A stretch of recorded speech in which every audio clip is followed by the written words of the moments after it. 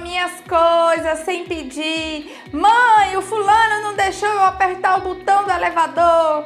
Papai, o João me chamou de chato. Quem é que tem mais de um filho aí que nunca ouviu essas queixas e o quanto isso incomoda e mexe com a gente? Mexe com esse ambiente familiar. Se você tem mais de um filho e já ouviu todas essas reclamações, essas lamúrias e essas briguinhas entre os filhos, vem comigo que hoje a gente vai conversar sobre os conflitos entre irmãos. O que é que a gente pode fazer e o que a gente não pode fazer para melhorar esse ambiente.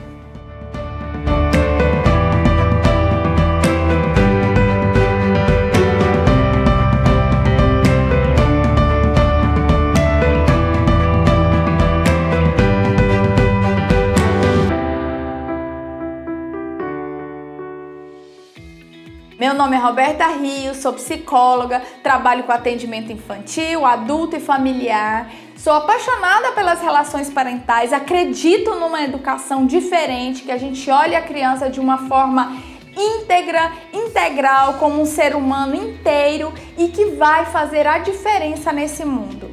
Hoje eu vim aqui falar para vocês sobre os conflitos entre irmãos. Já disse para vocês que eu tenho 4 filhos, um de 11, um de 7 e o Luca e a Alice, que são gêmeos de 4 aninhos. Ou seja, temos relações das mais variadas possíveis em casa, combinações ali. Imagine, façam as contas de vocês. O quanto que eles precisam se adequar. Como é que o Mateus se relaciona com o Davi, com o Luca, com a Alice, com o pai, com a mãe, depois o Davi, com fulano, Beltrano. Imaginem a quantidade de relações que é preciso administrar. A primeira coisa que eu tenho para falar sobre conflito é que conflitos sempre existiram e sempre vão existir. Fazem parte da natureza humana. O que é um conflito? É a necessidade geralmente de escolha. Temos só um vasinho desse e os dois querem esse mesmo vaso. Como é que a gente vai resolver isso? E aí começam. Os dois querem apertar o botão do elevador. Como é que a gente vai resolver isso? Os 2, os 3, os 4... E aí a gente precisa olhar para esse conflito e pensar o que a gente vai fazer, por que eles existem e de que forma nós vamos lidar com eles. E nós temos algumas formas de lidar que podem amenizar esses conflitos, acirrar esses conflitos ou simplesmente manter esses conflitos que já existem. A gente precisa entender que conflitos entre irmãos fazem parte da natureza humana. Irmãos, eles estão no mesmo nível hierárquico. É aquele igual que chega para ficar no meu nível, né, de irmão, e que a gente é tão igual, que a gente é diferente e a gente disputa os mesmos olhares de pai e de mãe.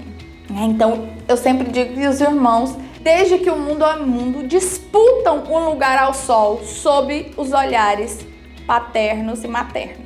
E aí a gente tem inúmeros exemplos e essa relação tão íntima, tão próxima, de um tão igual e tão diferente a mim, desperta o que há de melhor e de pior em nós como seres humanos. E aí a primeira coisa, já que a disputa é em relação a nós, pais, na grande maioria das vezes, a primeira coisa é a gente diminuir a nossa expectativa e a nossa comparação entre os filhos. Eles são inteiros, então não dá pra gente comparar o João com a Maria, o José com o Pedro, o Mateus com o Davi. São seres inteiros com as suas características ali prontas que chegaram para nós. Eu sempre digo que filho não é igual sanduíche, que a gente pede com cebola, sem cebola, tira o pimentão, põe a salada, com ketchup. Não dá pra gente tirar a característica, tirar ingrediente e colocar outros. Eles são o que são e é essa completude que fazem deles seres iguais, diferentes, né? Diferentes de nós. Alguns são mais parecidos, outros menos. E aí está o nosso grande desafio em lidar com essa relação deles. E a primeira coisa que a gente precisa ter clareza é que a relação é deles, a relação não é minha. Eu não preciso dar conta o tempo todo das brigas, das dificuldades deles, sabe aquelas queixinhas, aquelas reclamaçõezinhas? Fulano fez isso, Beltrano fez aquilo, e agora o que eu faço? E pegou isso meu. A gente não precisa dar conta o tempo todo disso. Eu tenho um critério para interferência. Eu sempre digo que a gente interfere o mínimo possível na relação deles. A gente só interfere em caso de risco de morte ou se tiver muito sangue. Em outros casos, a gente deixa eles resolverem. E aí, às vezes, quando a gente diz isso, tem até uma professora nossa que dizia assim, que ela dizia para os filhos: olha, podem brigar, mas não espalhem muito sangue que dá muito trabalho para limpar. Então, assim, quando a gente começa a lidar com isso de uma maneira mais leve e dando para eles, a gente precisa passar para eles essa responsabilidade de resolver o conflito deles. O conflito é deles, não é meu. Não sou eu que estou ali disputando, brigando, não é meu. Então, quando a gente dá para eles essa autonomia, a gente diz, volte lá e resolva. Quando eles vêm aqui reclamar, fulano fez isso comigo, e a gente diz, volte lá e resolva com fulano. Eu sempre digo assim, fui eu que falei isso sobre você? Fui eu que disse que você é chato? Ah, não fui eu. Então vai lá e diga para quem disse para você. Se foi o seu irmão, vai lá e diga para ele que isso a gente não faz, que você não é chato. Enfim, e a gente vai dando para eles ferramentas para que eles resolvam as questões deles, para que eles deem conta disso. E quando a gente faz isso, a gente não apenas tira a nossa responsabilidade, mas a gente gera neles independência, autonomia, resiliência, capacidade de resolução, que é um item que a gente vê hoje que as nossas crianças e adolescentes estão em déficit. Não tem capacidade de resolução de problemas, não tem recursos para resolver as coisas, estão sempre querendo resoluções rápidas, imediatas e prontas e acabadas. E aí é quando a gente diz para eles voltarem lá e darem conta disso, faz toda a diferença, inclusive no desenvolvimento cognitivo e emocional dessas crianças. E por que é que eu sempre digo que a gente deve intervir o mínimo possível? Porque sempre que nós vamos lá e a gente diz, o que aconteceu aqui? Aí um conta, o outro conta, de alguma forma a gente vai tomar um partido, mesmo que a gente não queira. A gente vai achar que o mais velho tinha que ter cedido mais, porque ele é o mais velho, né? Afinal de contas, ele é o mais velho. E às vezes a gente até verbaliza isso e a gente diz para o mais velho, dá logo pro seu irmão para ele parar de chorar.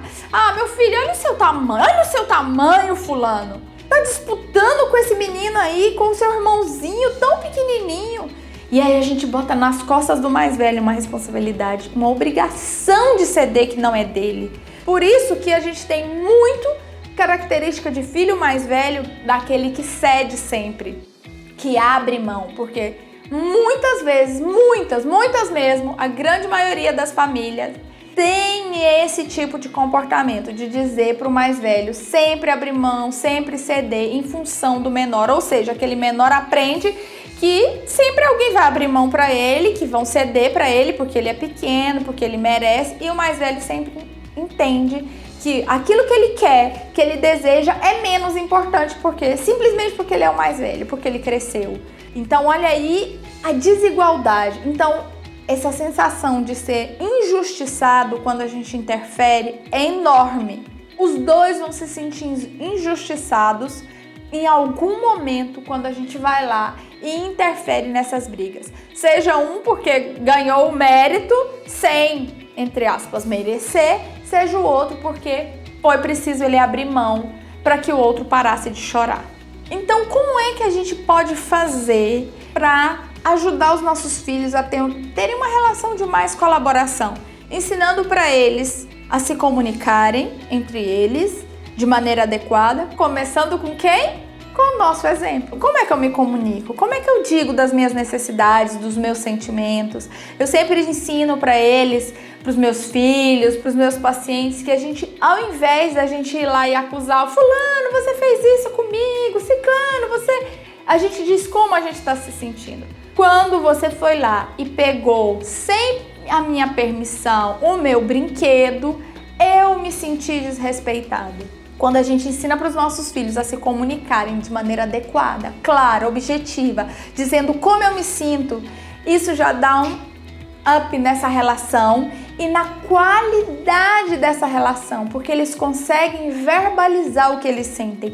E a nossa capacidade de verbalizar, ela organiza o nosso cérebro e dá uma organizada também nas nossas emoções. E a gente faz com que o outro também ouça o que aquele irmão sentiu quando ele foi desrespeitado. E aí ele começa a pensar também como ele se sente quando o irmão faz a mesma coisa, pega um brinquedo, xinga, desrespeita, faz algo que ele não gosta. Então é importante demais a gente ensinar para os nossos filhos a se comunicarem. Outra coisa que é importante a gente ter muita clareza é que os conflitos vão existir.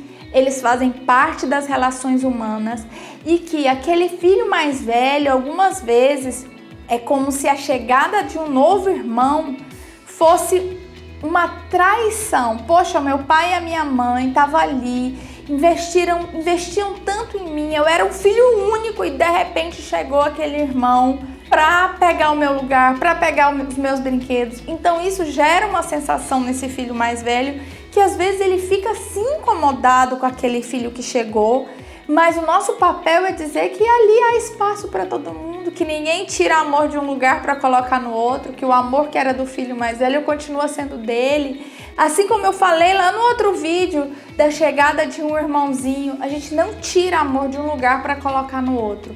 Então a gente precisa ensinar para esses filhos que eles podem e devem conviver ali com aquelas diferenças, aprender a respeitar o que é igual, o que é diferente, mas isso começa com a gente. Quando a gente não compara, quando a gente não diz: ah, mas você podia ser igual ao seu irmão mais velho, olha como ele faz assim, assado, cozido, olha como ele é responsável. Quando a gente usa dessas comparações que a gente tem o intuito de que esse que tá aqui venha pra cá, na verdade não, ele daqui, ele vai lá para baixo, porque ele pensa: nunca eu vou alcançar o patamar desse outro irmão aqui. Vocês estão me entendendo o quanto é importante a gente sim respeitar as diferenças e aceitar esse filho exatamente como ele é? E quando eu digo aceitar as diferenças dos nossos filhos, não é necessariamente a gente gostar do que acontece, a gente concordar com o que está acontecendo, ou a gente deixar de fazer alguma coisa para que isso melhore, mas é aceitar. Eu amo meu filho e eu gosto dele, dessas características exatamente como ele é. Esse sanduíche completo, né? Sem querer o tempo todo tá consertando. E quando a gente diminui essa necessidade de consertar um filho e o outro, esses conflitos e essas disputas, elas tendem também a diminuir.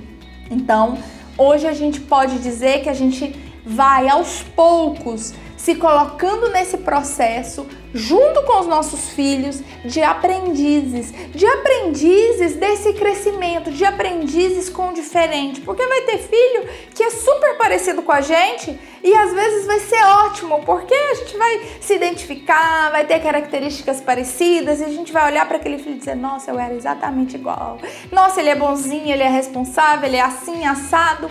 E vai ter filho que vai ser muito diferente, e é exatamente talvez nessa diferença, nesses desafios que a gente cresce, e a gente precisa ensinar para esses outros irmãos que os irmãos são diferentes e que é exatamente nessa diferença, na forma de agir, que eles vão crescendo, que eles vão se desenvolvendo, que eles vão aprendendo e rindo uns com os outros. Lá em casa é muito interessante o Mateus e o Davi, né, que são os mais velhos. O quanto o Davi, ele tem uma pegada assim de engraçadinho, artística, de criativo, e o Mateus já tem um estilo diferente, já todo certinho, todo. O Davi gosta de fazer graça. Hoje de manhã a gente estava indo para a escola e eu falei pro Davi: Davi, amanhã é encerramento das suas aulas. O que você quer levar de lanche, né? Que vai ter um lanche coletivo. Ele disse: eu quero levar um serrote e uma madeira. Aí eu falei: um serrote, Davi? Encerramento, a gente vai serrar tudo lá. Aí, enfim, tava todo mundo no carro, não teve quem não risse. Então, ele tem isso que não é meu, eu não sou assim, o Mateus não é assim, enfim, mas ele tem essa pegada. E às vezes é uma gracinha que a gente acha graça, mas às vezes é uma gracinha de debochar do outro, de fazer gracinha, de cutucar na hora da raiva o irmão. E aí o que a gente precisa é ir moldando, mas não dá pra gente achatar essas características e dizer pra ele não fazer isso, não ser assim, porque ele faz parte dele, ninguém nunca ensinou pra ele. Então, assim, que a gente consiga olhar para os nossos filhos com inteireza, sabendo que cada um é único com aquilo que eles têm e que os conflitos entre irmãos sempre vão existir, que a gente respire fundo, se acalme e dê para eles a condição de resolver, passe para eles esse cajado. E quando a gente passa para eles, isso faz toda a diferença no desenvolvimento. Bom, o vídeo de hoje foi esse. Eu espero sinceramente que vocês tenham gostado. Se vocês gostaram, curtam o vídeo, se inscrevam no canal, me sigam nas outras redes sociais. Um beijo, fiquem com Deus.